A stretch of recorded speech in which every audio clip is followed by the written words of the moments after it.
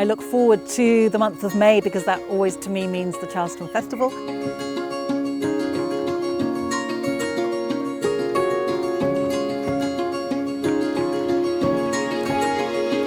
A place of great cultural interest and very beautiful.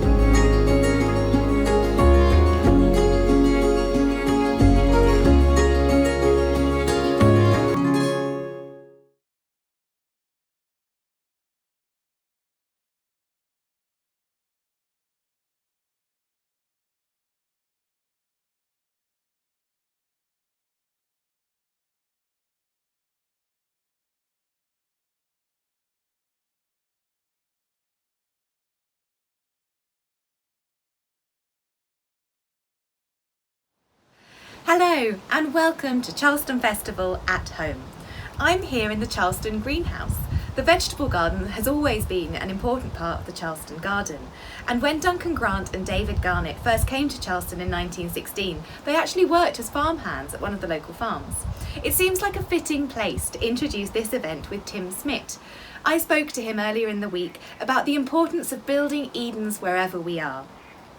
All of these events as part of Charleston Festival at Home are going out for free, but if you can, please consider donating to the Charleston Emergency Appeal.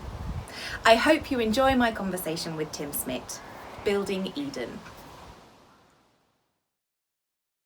Hello and welcome to Building Eden with Tim Smit, part of Charleston Festival at Home. I'm delighted that Tim is joining us for this conversation. So Tim Smit is known for his work on the Lost Gardens of Heligan and the Eden Project, the award-winning rainforest in captivity, nestled in a huge crater near St Austell in Cornwall. And Tim continues to lead the Eden Project internationally. They now have projects in China, Australia, New Zealand, as well as other parts of the United Kingdom, such as Derry and Morecambe in Lancashire. Hello, Tim. Hello there. How are you? I am magnificent. I am one of the privileged people. I am sitting in a room. On my screen, I see you, which is great. And then over the top of the screen, I see a 12th century English church and beautiful woodlands where I have been spending the last period of COVID isolation trying to learn all of the English woodland plants using a very clever app. I've become like a character out of The Simpsons. I go and I test myself against all these plants. Whenever I get one wrong, I stamp up and down and look cross. So would you say that you're coping well? I'm coping well. I can't tell you how lucky I feel. Yeah, because other than the fact that every business I'm involved in is closed and 600 of my colleagues are on furlough, as am I, the privilege of being a certain age and being able to spend some time reading and writing without break is just fantastic. And I've been using it a lot. And you suddenly forget how the busyness of life persuades you that you're actually doing a lot of stuff. And you realize that a lot of it is about skating on the surface and actually having the luxury of time with a pen in your hand as opposed to just a computer. And thinking through things, you suddenly realize that the joy of proper thinking is something that we often sort of quench, or not quench, quell, because we're so busy being busy. And does place serve a purpose in that? Is the fact that you are at home in a peaceful location with a pen rather than a keyboard, are those elements of that kind of thinking? Well, I do use a keyboard, but I realized years and years ago, as have many writers, that QWERTY mania, the way you learn how to type on a keyboard, completely breaks your creative flow in a way that you can only remake by writing with a pen and the flow of ink out of a nib and something in your hand. It is absolutely remarkable how much drivel you can write on a computer. And many really good writers I know who fell in love with word processing and all of that, thinking it was easy, have gone back to writing with pen and paper because they feel that it is essential to them. And they may later type up what they've written, but the way that they've written it is very, very different. So yes, it is one of those things, being in isolation. I'm not in isolation, I'm with my partner and my youngest son, but the ability to reflect on things. I mean, crikey, I don't know whether you're lucky enough to have a garden. Have you got a garden? I do. I have a tiny little patch in Lewes, so very close to Charleston, right on the South Downs, also feeling incredibly lucky. And we moved here 2 weeks before lockdown started. Oh gosh, So, that's thank fantastic. So what are we going to do about those damn feathered things that make so much noise? What the hell are they? The pheasants. What are they? I mean, I think they're called birds. They make so much noise. Usually at Charleston, it's the pheasants. We often chasing them out of the walled garden, trying to get ready for visitors. So, God, isn't it fabulous? Isn't it fabulous? I mean, the birds. I mean, I swear this isn't because of background noise deafening it. There really are a whole heap of happy birds about the place. Really good. And anyone who thinks that we're losing, I'm an environmentalist, of course, but this whole thing about insects being gone, I've been picking midges from between my teeth as I walk on the footpath through the woods. And I sometimes wish there were fewer insects there. Crikey. No, but isn't it marvellous to be aware of biodiversity all around you? It is. And one of the impacts of the current situation seems to have been that it's reawakened people's interest in the natural environment. And you have said before that that's one of your ambitions with the Eden Project, is to cement people's relationship with the natural world. How does that impact what you do? Will the role that you're playing change after all of this? One of the things that you and I are both certain of is that whatever we say about the future, we will be wrong. It will just be a question of degree, won't it?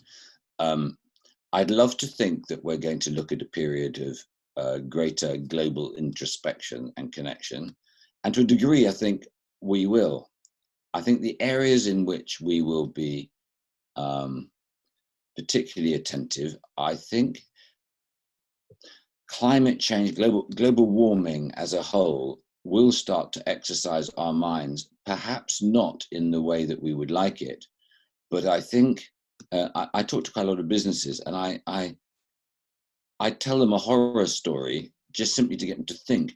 And you realize something very odd, that human beings, I think probably more so men than women, can only react or respond seriously to clear and present danger. The idea of a middle distance danger is something that's like an intellectual awareness, but they really can't get exercised about it. And I think what COVID has done, by sort of giving us this sort of kind of plague sense, the world has got plague, has made people think about the possibility of the normal state being upset quite significantly, which I think will make people suddenly realize things like there's a storm surge in a country. Let's invent that country. That country's cities are now immersed in water. The people now have to move out. It's only 48 hours since it happened, and the people have moved into the next door country, and that next door country's cities start to collapse, and people start to move, and they start to go across the continent, and they suddenly come towards you. And what was supposed to be 30 years in the future or in the science fiction book is suddenly a clear and present danger, and your politicians are not intelligent or foresighted enough to have even thought about it or prepared for it, except as a theoretical thing to answer on programs like Question Time. No, I'm serious. I actually think that it is a very, very real possibility that we have horribly underestimated the speed of change and the way trauma happens. And we've managed to organize our country. By our country, we could be sitting in any country, but we've organized our countries in such a situation that we've relied on kind of global norms and supply systems, supply chains, which are just unreal in the case of a crisis. I mean, we've seen that here, haven't we, with medical equipment. But I mean, at a trivial level, it's happening in our country already with our inability to handle actually what is a very small number of immigrants that come in. And we're just not honest about it. We're just not honest about how we balance society into a kind of ecological framework where there are checks and balances. So we're always balanced within the limits of our means. And I think many people under COVID, I don't know if it's the same in Lewes, but it's certainly here in Cornwall, have started to get very respectful of the word local and local supply. And the conversation, the big conversation, I think, around our nation is going to be about how is it that we allowed the word local to be confused with parochial? And I think being locally resilient is going to be something that a lot of people are going to become very, very interested in. And that's great, because once we start seeing local as important, you then got to just imagine all of those locals linking up to become something very big. But if you've got the local healthy, everything else will follow. So I'm actually, other than the personal tragedies behind the stories of COVID, I am in a certain degree inspired by what it surfaced about how nice we are as people. I think predominantly we're seeing that we are pretty nice little creatures and caring creatures, and that's lovely. And what we now need to do is to just be smarter and allow us, the ordinary people, to have a voice in how we'd like to be organized. Doesn't it strike you as very odd when we look at the news in the evening and you get the same middle-aged men coming out talking to us as if they were schoolmasters, as if we weren't really a democracy? You know, it's Sir coming to tell us what they've decided about our future. It feels so fundamentally infantile. How do you feel about that? I think it shows very interesting things about how society is organised and where power lies, which is something that people at Charleston were interrogating all the time they were here, trying to imagine things differently. I've also been struck by the amount we're hearing from scientists in a refreshing way, that there was an erosion of the value of the expert, and actually we're now clamouring to re-embrace experts in fields that we didn't know we necessarily need to be interested in and caring about. I know you said before about being annoyed by people being obsessed with art and the arts and creativity and books and not valuing science enough. I mean, do you think that having scientists back out front, even if they are of a particular nature, will change how much we talk about or value our scientific industries? Although, of course, I want people to carry on valuing the arts and beauty and literature, because they contribute something essential as well. To be honest, I don't like the question, because I think it's the wrong question. It is, how is it possible that we've allowed the sciences to have been colonized by knowledge-hungry people who are looking for careers in specialism, which means that a lot of people use the word interdisciplinarity. I prefer transdisciplinarity. The values we used to really hold dear were those of the polymath, somebody who could see across a large spectrum. And the word holism actually meant something really good and important until it got sort of colonized as a sort of alternative word. And I think the only way back for us to be happy is to understand that we should all sign allegiance to the people who want to stick Humpty Dumpty back together again. Humpty Dumpty is my kind of iconic figure in all this, because the more I've come to learn about science, the more I've come to learn about society. Part of the problem is that we're really lucky, as my son said, that a few smart people make the rest of us look cool. That actually most people haven't got a clue and are less resilient even than their forefathers would have been. Most people know nothing.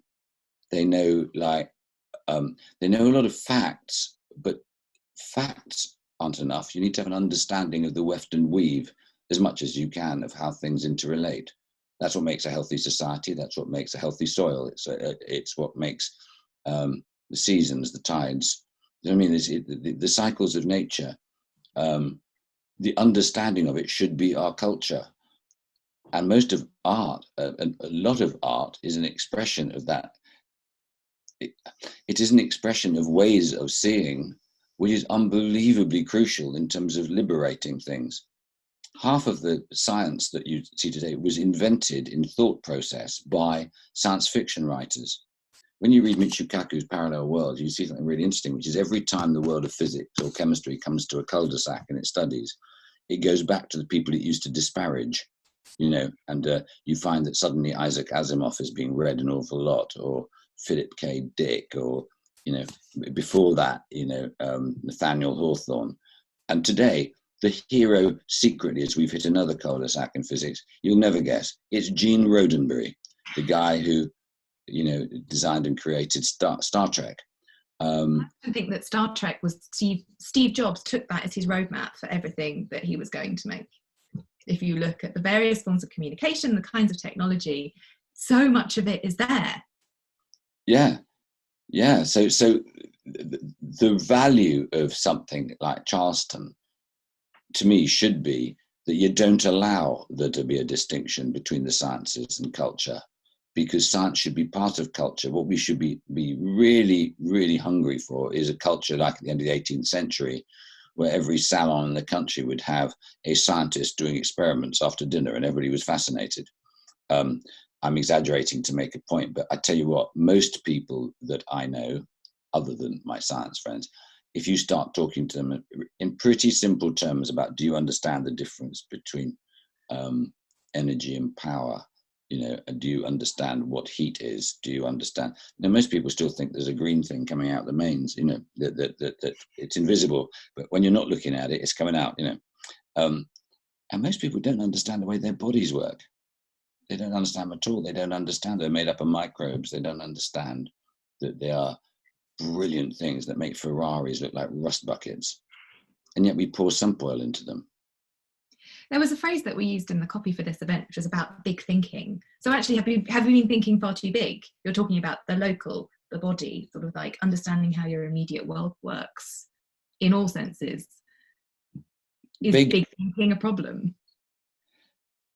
I think we're living in an age where there are phrases which are used in a lot of universities to describe issues that are not capable of being solved with one bullet. Because we do live at a time when we rather hope there's a silver bullet. We'll have a cure for cancer or a for this. And the alternate are called wicked problems and super wicked problems, which are problems which are not capable of being resolved with a single bullet. They're actually to do with composite solutions, because no one actually has the job of being responsible. That's one of the really extraordinary things about the society we've built up, is that we have bodies that are responsible for things. So you have a body that checks all the chemicals, right, that we make.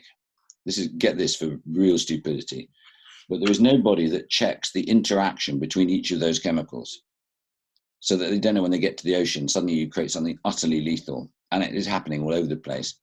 We're just fundamentally ignorant and allowed the world of quick commerce to have overcome the world of knowledge, which is a great shame. But you were asking about small. The body is a microcosm of absolutely everything else. If you understand biology, you understand how everything else goes together. It's no mistake that if you look at, say, DeepMind, the Google Alphabet AI company, they're now hiring ecologists as fast as they can. And they've suddenly realized that binary algorithms are the longest cul-de-sacs the world has ever seen. That actually the future lies in re-understanding biology. The phrases you're going to hear over the next 15 years are going to, I think that the most popular phrase will be neural networks. As people understand the soft edges of things and the bleeds and hemorrhages of things into each other, and the way that things come together, and when they're together, something is released between them that none of them was aware of. It's amazing. If you read Bill Bryson's book, A Short History of Almost Everything, there's a great thing at the very first page. He does this thing. If you took a human being to bits, molecule by molecule, and you had a pile of molecules, what's life then? What's life? Most people don't think about that. And what that is it's about emergent qualities. And I think that's what society has, and we're not operating at full whack. Most of the problems we have are very soluble if we opened up ourselves to work together in a way that is very different, where we actually do have the wisdom of the crowd when it's appropriate. But I'm very confident that this emergent power will be seen. You see it everywhere where you get good-hearted things coming together. So I know this sounds egocentric, but my greatest love is kissing frogs. I've always kissed frogs. Haven't you? Have you never wanted to find a prince? You kiss the frog and it's really disappointing sometimes. But putting things back into good heart, it is extraordinary, the regenerative power. I discovered it at Heligan when we started to get people to work together on this place that had fallen asleep 70 years before. But with each passing day, more people came, more volunteers came, more people were struck by its romance. And this thing grew and grew. It's now the nation's favorite garden. But the weirdest thing is, it doesn't belong to me anymore. It really doesn't. It actually has emerged and become its own personality. Over 400 people have had their ashes scattered there. If I want to change anything, I get a chorus from the clouds of people saying, "Oh, don't do that, don't do that," which is either a conservative bad thing and I then need to offend everybody, or it's actually a really good thing because you've discovered meaning and belonging. And I think we all yearn for those things. And those are really big things. Places. Mm. You need places like that, which become sort of centres of meaning. And you can't dictate what the meaning is going to be for anyone. No, you can't. You can't. And you should. You're absolutely right. And we should stop people hijacking meaning as well. I was talking yesterday about a project, which is, I'm not allowed to say what it is. It is about a history of people. And I was saying, you know what? All these guys, funnily enough, they were all middle-aged men and English and all with a public school upbringing. And we were talking about the meaning of this museum. And you could see that this kind of public school education about the meaning of your nation and the rest of it, there was so much narrative going on and so little thinking. And you thought, my God, everybody who goes into this space ought to have a DNA test so that they actually understand that we are just the most amazing soup. We are just the most extraordinary morass of DNA. And no one has the right to be dominant about their perception of their nationhood or their peopledom or whatever, because it's actually it is almost a litmus test of whether you know anything. Almost the more nationalistic you become, the less real you are. I think there's a difference. There was a very, very good woman I heard talking the other day, she was Turkish, talking about understanding the difference between being nationalistic and patriotic. And it was very profound. It was a very profound insight. And I think what you're talking about bigs and smalls and things is the bigs are only possible if the smalls are sorted out. Finding the big through the small. Yeah. But you're talking about, it's been a bugbear of mine that you trying to find an answer so clearly in black or white that you don't end up wading around in the nuances of grey, which is actually where a lot of the interesting knots can be found, and you can learn a lot about other people and whatever subject you might be talking about, and probably how it links with others. So if you can't buy into one vision, how do you sell a vision and make that vision come true? So, for example, like when you founded the Eden Project, you sold that vision very hard and very effectively, from what I understand. And so how do you take the soup and turn it into something real? Well, it goes like this, doesn't it? It's all about your craft. It's about storytelling. We're a storytelling ape, and nothing is considered worthwhile or important or worthy unless there's a great story to it. And people don't get their heads around the fact that it's all story. So if you tell a story about the heroic so-and-sos, everybody soon starts to get around that idea. So we start to perceive it like that. And for me, the Eden Project was a no-brainer. It was inspired by kind of visions of Arthur Conan Doyle and craters of volcanoes with lost civilizations in them. And I knew that most people, when they're 12 or whatever, male and female, dream about building extraordinary Mad Ludwig castles or Rapunzel towers or dams or Eden Project type things. So that's not very visionary. The visionary thing is to believe you can persuade hundreds of people who are professionally trained to use the word no to say yes. And the only way you'll persuade them to say yes is to tell them a story. Don't allow them to work it out simply on the business plan. They've also got to be scared absolutely witless that someone might one day say, your granddad was one of the people who said no to this thing that is marvelous. How ashamed must you be? And I play on that mercilessly. You don't want to be like that guy at Decca who turned down the Beatles, do you? You know, guitar bands aren't going to catch on. But the dream really was to create a place. When you go to Eden, a lot of my friends say there's something special about it, but I can't put my finger on it. I mean, obviously you've got these amazing biomes, it looks good. And I said, you mean you haven't noticed there's no advertising anywhere at Eden? And they go, crikey, is that it?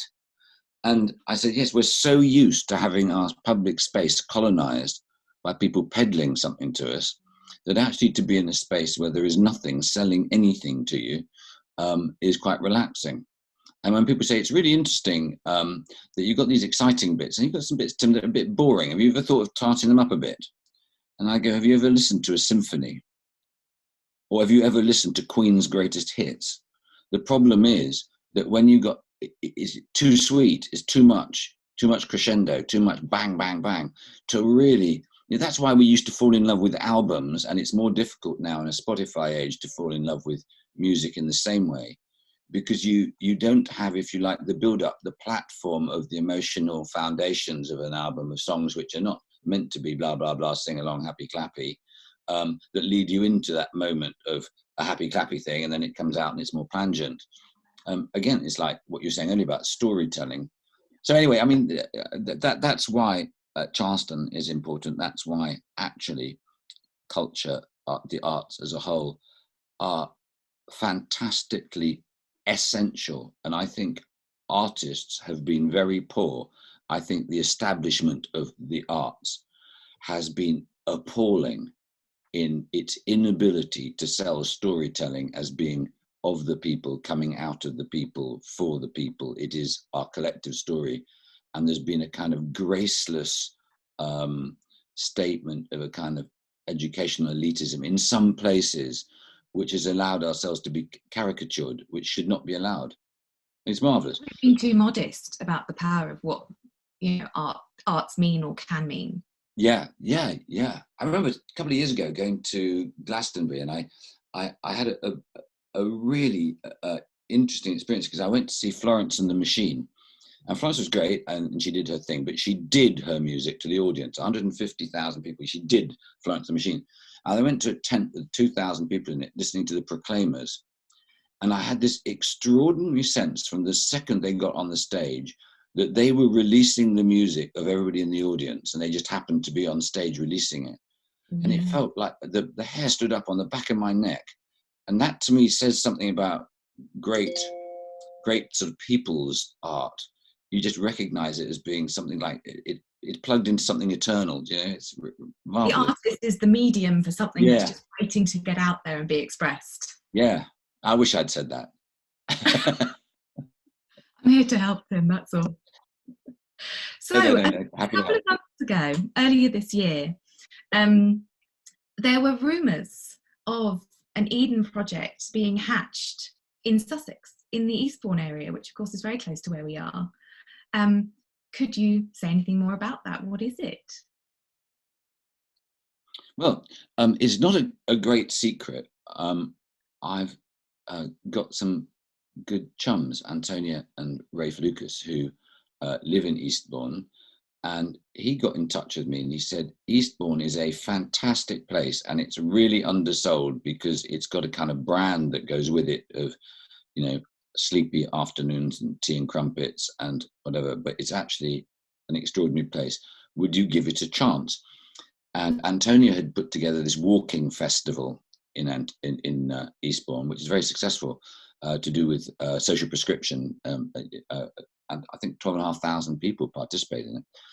Anyway, David Harland, who's the chief executive of Eden, and I decided we'd take a punt, and we went down there and were bowled over by this town that when you look at it, it's like a horseshoe, with the bottom of the shoe being the seafront and these two wings going up. And in the middle is this most amazing marshland and a sort of medieval landscape with a river in it, and the biggest allotment society I've seen anywhere, like 1,200 allotments. And then we walked up onto the South Downs, and you walk all the way up to Beachy Head, which, as you know, has got a very sad reputation. But that landscape is extraordinary, because it was bought by the council in, I'll probably get this wrong, but in the early 1900s, they bought all of that south part of the South Downs, and it belongs to the people of Eastbourne. And we were asked, could we imagine doing something? And we met some fabby people who are running the council and the LEP and all this sort of stuff. And there's a real culture there of people wanting to do something amazing to get not just a crappy, let's get Eastbourne noticed. It's how do you draw out these marvelous things that we've got here? So yes, we are looking at it. We've met most of the people who want to move and shake in Eastbourne. And you know what? They've got lots of great ideas. I think sometimes Eden is at its best arriving in a place as a sort of neutral force that acts as the grounder of the lightning of everybody else. So we get there and you get all the nice ideas coming in, and you then play them back and everybody goes, oh, that's great. And of course it's great because it was their idea. So Eden is the proclaimers. It's and the we are, well, you know what, that would be, I would love that. Well, not immediately, but I'd love that eventually on my tombstone. I get very excited when I see the talents of others, when people feel suddenly as if they've got permission to reveal it. I think too many people, I'm giving a great example, I don't have a loudmouth just gabbing on, but actually people who, if we listened more, I think we would liberate more. And one of the great things of going to Eastbourne has been listening a lot. And we are looking at a project there, but it's not about domes. We promised ourselves we're not going to build, we're building one more set of domes actually, which is underway in China.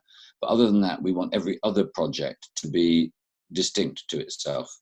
And in Eastbourne, we have a very cool idea that will be of and for Eastbourne, built by the people of Eastbourne. And when it's built, it will be one of the wonders of the world. It'll be magnificent. And I'm not at liberty to tell you what it is, but when you discover what it is, I think you will smile, because it's not about billions of pounds. It's just about the wit to draw out of your community that which they didn't know they had. Mm. Can you give us a little hint? Well, I gave you a hint. I talked about the Proclaimers. I'll remember that. I'll go back and listen to their album. What is their most famous song? And that will give you a hint, and I'll say no more. I will let Twitter pick up that question. So I'm going to close our conversation by going back to, the title was all about building Eden and why it's important to build Edens wherever we are. We've spoken a lot about locality and place. What about Cornwall? As you saw the impact of Eden on Cornwall. What is the impact that you would want an Eden anywhere to be?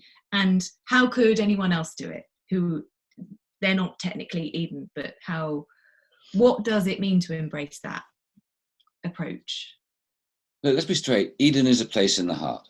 It is about a belief that you can bring people together, and that when people believe in something marvelous, it can be made to happen. Spending a huge sum of money building domes in a clay pit is just one expression of it. And we chose that very deliberately because we wanted to show that you could be an environmentalist and still competent to deal with the project management and engineering and money and all of that stuff. Because I think that the way we dismiss people is to say that they're other. And actually to be able to do business, to run a really successful enterprise and to still be an environmentalist and want to deal with issues of equity, people find that really disconcerting, that it's proper to actually be all these things.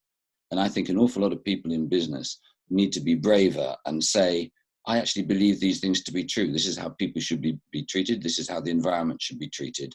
And business starts after that and is dedicated to those things. However, having an Eden wherever you are is about, if every person made the place around them as good as it could be, you watch the emergent power come into a place as suddenly beauty is returned. And beauty is the great inspirer. When you have beauty, people then believe in marvelousness. And when you believe in marvelousness, nothing is impossible. Nothing. And going back to localism, what Eden did was really simple. We were very political. We said, imagine we build a place and we say we are only going to buy locally. We didn't ponce about. And then people would say, well, no one's doing this. And we said, well, let's help someone start doing that. Now, we can't do coffee and we can't grow bananas except in our biomes.